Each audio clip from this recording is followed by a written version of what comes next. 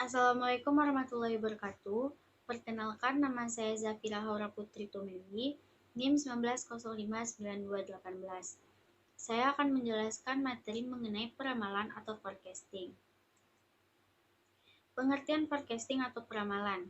Forecasting atau peramalan adalah suatu teknik analisa perhitungan yang dilakukan dengan pendekatan kualitatif maupun kuantitatif untuk memperkirakan kejadian di masa depan dengan menggunakan referensi data-data di masa lalu.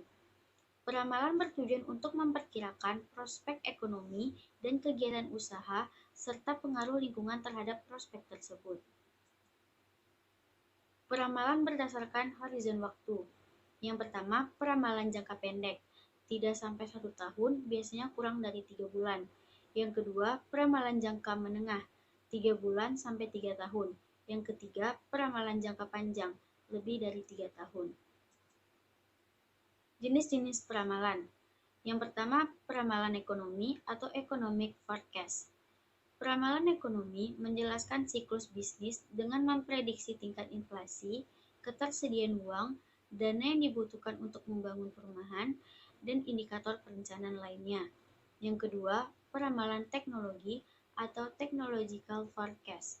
Peramalan teknologi memperhatikan tingkat kemajuan teknologi yang dapat meluncurkan produk baru yang menarik, yang membutuhkan pabrik dan peralatan baru.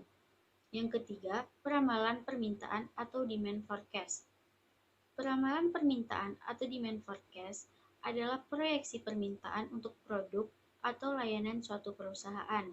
Peramalan ini disebut juga peramalan penjualan yang mengendalikan produksi, kapasitas, serta sistem penjadwalan dan menjadi input bagi perencanaan keuangan, pemasaran, dan sumber daya manusia. 7 langkah sistem peramalan. Yang pertama, menetapkan tujuan peramalan. Yang kedua, memilih item yang akan diramalkan. Yang ketiga, menentukan horizon waktu peramalan. Yang keempat, memilih tipe model peramalan. Yang kelima, mengumpulkan data yang diperlukan. Yang keenam, membuat peramalan. Yang ketujuh, melakukan validasi dan menerapkan hasil peramalan. Pendekatan dalam forecasting. Yang pertama, peramalan kuantitatif atau quantitative forecast. Peramalan yang menggunakan satu atau lebih model matematis dengan data masa lalu dan variabel sebab akibat untuk meramalkan permintaan. Yang kedua, peramalan kualitatif atau qualitative forecast. Peramalan yang menggabungkan faktor-faktor seperti intuisi pengambilan keputusan, emosi, pengalaman pribadi, dan sistem nilai. Beberapa perusahaan menggunakan satu pendekatan dan perusahaan lain menggunakan pendekatan yang lain. Pada kenyataannya, kombinasi dari keduanya merupakan yang paling efektif. Time series forecasting. Sekumpulan data numerik tentang peristiwa pada waktu yang berurutan atau berjarak sama, mingguan, bulanan, kuartal, dan lain-lain. Diperoleh dengan mengamati variabel respon pada waktu reguler. Peramalan berdasarkan hanya pada nilai atau kondisi di masa lalu, tidak ada faktor penting lainnya.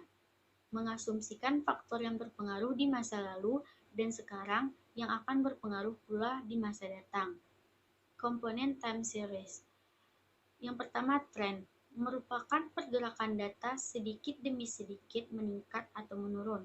Yang kedua, musim, adalah pola data yang berulang pada kurun waktu tertentu seperti hari, minggu, bulan, atau kuartal. Yang ketiga, siklus, adalah pola dalam data yang terjadi setiap beberapa tahun. Yang keempat, variasi acak, merupakan satu titik khusus dalam data yang disebabkan oleh peluang dan situasi yang tidak biasa. Associative forecasting. Yang pertama, analisis regresi linear. Model matematis garis lurus yang menjelaskan hubungan fungsional antara variabel bebas dan variabel terikat. Yang kedua, koefisien korelasi untuk garis regresi. Koefisien korelasi adalah cara lain mengevaluasi hubungan antara dua variabel. Ukuran ini menyatakan derajat atau kekuatan hubungan linear. Yang ketiga, analisis regresi berganda, merupakan lanjutan praktis dari model regresi sederhana. Regresi berganda membolehkan beberapa variabel bebas dibangun dan bukan hanya dengan satu variabel. Baiklah, sekian penjelasan dari saya. Apabila ada salah, mohon dimaafkan. Assalamualaikum warahmatullahi wabarakatuh.